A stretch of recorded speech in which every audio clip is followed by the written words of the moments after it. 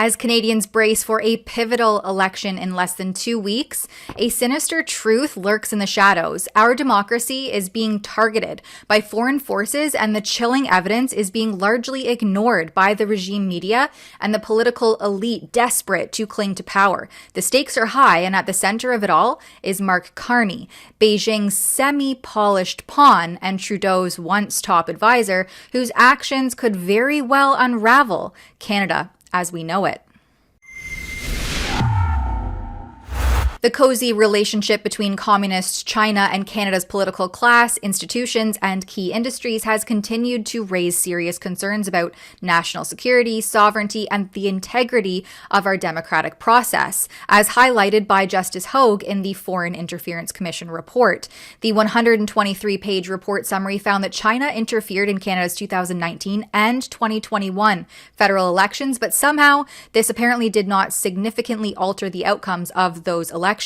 Regardless, Justice Hogue recommended stronger legal and institutional measures to combat these threats, with an emphasis on things like enhancing transparency, improving national security coordination, and increasing political awareness to safeguard democracy against future interference from state actors like China, Russia, and India.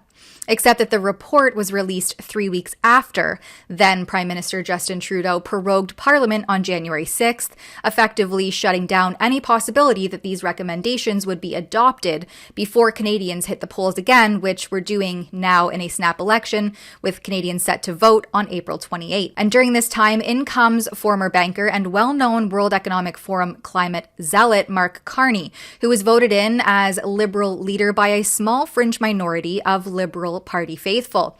More and more, Carney's close ties with Chinese Communist Party tycoons are being exposed, and it's becoming clear just how captured he is by Beijing's propaganda machine. Caught in the throes of political upheaval, Canada is adrift without effective leadership and is now ensnarled in a completely avoidable trade war with our closest ally, the United States, under the Trump administration. Trump justifies these tariffs as a counter to Canada's role in hosting fentanyl superlabs and unchecked immigration, while Mark Carney, seemingly detached from reality, says that he welcomes tariff relief granted to literally every other nation except Canada, as Trump's economic pressure mounts. Yet Canada is only one of 2 countries slapping retaliatory tariffs back on the U.S., while the Trump administration sticks to their campaign promise of putting America first, cracking down on illegal drugs and human trafficking across our shared border. So who's the other country that's snapped back with retaliatory tariffs? That's right, you guessed it. It's China.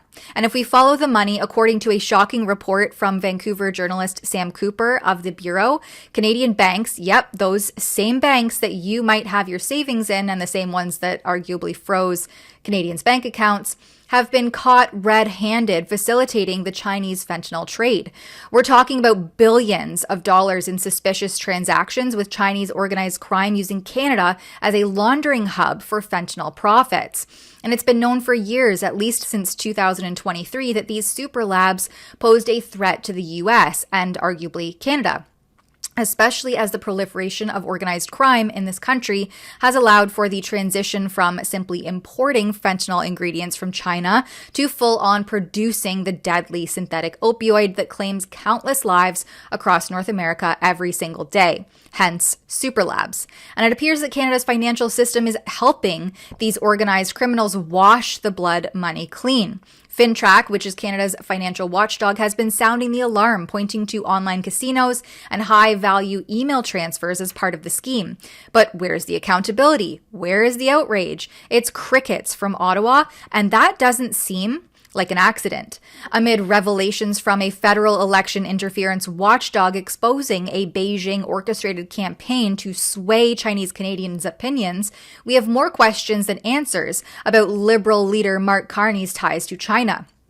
WeChat accounts tied to the Chinese Communist Party have been flooding Chinese-speaking communities with articles praising Carney as a rock star economist and the only adult in the room, a calculated move, according to former national security analyst Stephanie Carvin, to test China's ability to influence Canada's elections, while Conservative MP Michael Chong bluntly calls it Beijing's bid to promote Carney. So the Trump administration, love him or hate him, has been cracking down hard on all of this, from the illegal drugs and human trafficking across borders to China's increasingly aggressive and predatory trade practices. China's been dumping cheap goods to undercut competitors for decades, and Trump has been responding to all of this with tariffs and a push to bring manufacturing back to America. Well, Fox News reported that nearly 70 countries have reached out to negotiate with the U.S. on these tariffs. Canada and China are the only ones who didn't. And why? Well, probably because Canada's too busy playing puppet to communist China. And people are calling it out. Zachary Tisdale on X says Canada's a national security threat to the U.S. Many Albertans are practically begging to break away from Canada if the Liberals get a fourth term. So let's connect the dots here. Canada's banks are laundering Chinese fentanyl money, Beijing's meddling in our elections, propping up Mark Carney as their guy. And when the U.S. tries to stop the flow of drugs and human trafficking, Canada's the only one throwing a tantrum with retaliatory tariffs next to its favorite Communist Party. Mark Carney can dismiss reports tying him to Beijing as fake news, but when credible journalists uncover evidence of his links, whether it's cozying up to Chinese interests or dodging tough questions about his financial ties, it's hard to wave all of it away. My colleagues have a story today about a Liberal candidate's relations with China-friendly groups and a meeting that you also held with a pro-Beijing group. So my question is, why did you meet with this pro-Beijing group, Jiangsu Commerce Council of Canada? And is the party okay with the fact that Liberal candidate Peter Yan has been so close with the Chinese consulate and China-friendly groups, given the public inquiry into foreign interference, says that this is a tactic China uses to exert influence? Okay, well, I'm sorry, but you can't believe everything you read in the Globe and Mail. So in your question, and I guess in the article in question, you said I had a meeting with whatever your term was, Beijing group. I've never heard of this group, okay? Never heard of this group. Certainly didn't have a set-up meeting with this group. Full stop. So check your sources before you write things like that, okay? Or your colleagues do. I'm a politician. I go to events where there are hundreds and thousands over the course of a day of different people there. That is not a meeting. If somebody happens to be in the room, takes a picture with me, that's not a meeting, okay? First point. Secondly, with respect to Mr. Yun, this is a person who has served his community for decades. This is a person who's deputy commissioner of the police, okay?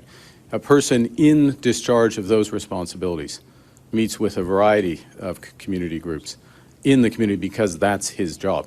That's his responsibility. We're proud to have him as a candidate, and I honor his service, including on today. Thank you. The allegations aren't baseless. They point to a pattern, like his role in globalist circles and questionable tax maneuvers. This isn't about sovereignty, it's about submission. Canada's leaders are selling us out to China, and Mark Carney's their shiny poster boy. Meanwhile, the Trump administration is trying to clean up the mess, and Canada's response is to double down on its allegiance to Beijing. It's disgusting and dangerous, and quite frankly, it's time we started asking the hard questions like, who is really running this country? Because it sure as heck isn't us, the Canadian people.